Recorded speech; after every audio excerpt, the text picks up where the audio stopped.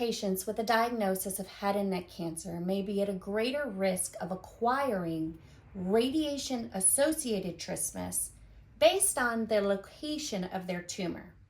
We call these locations different subsites. So let's take a moment to talk about some of our anatomy that may be in what are considered the fields of radiotherapy. So we have our top bone of our mouth.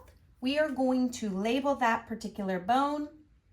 That one is going to be called our maxilla. This maxilla runs along the top and the roof of our mouth, while the mandible runs along the lower jaw. The mandible and the maxilla are just bones. They connect together at sort of a joint. We're going to call that the TMJ joint. Now, the mandibles and the maxillas of our body are all having interconnected muscles. This is very important for our patients who receive radiotherapy. There are a group of muscles in this region that we're going to refer to as the pterygoids, the lateral and medial pterygoids. And then we're going to give ourselves a big muscle right here through the middle, and that big muscle is going to be our masseter. This skeletal muscle of our patient's body is made up of type 2B fast twitch muscle fibers.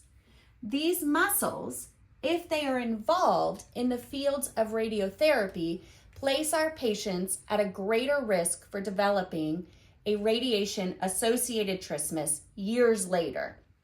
So, what particular subsite am I discussing at the moment?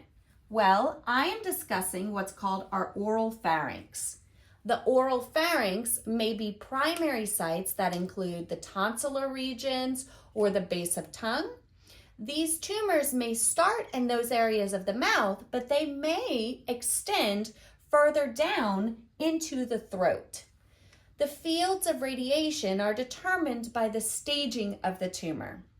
If you are a patient, speak with your radiation oncologist to find out what is your risk of acquiring trismus, or just ask for a referral to a speech-language pathologist, physical therapist, or occupational therapist who specializes in trismus intervention.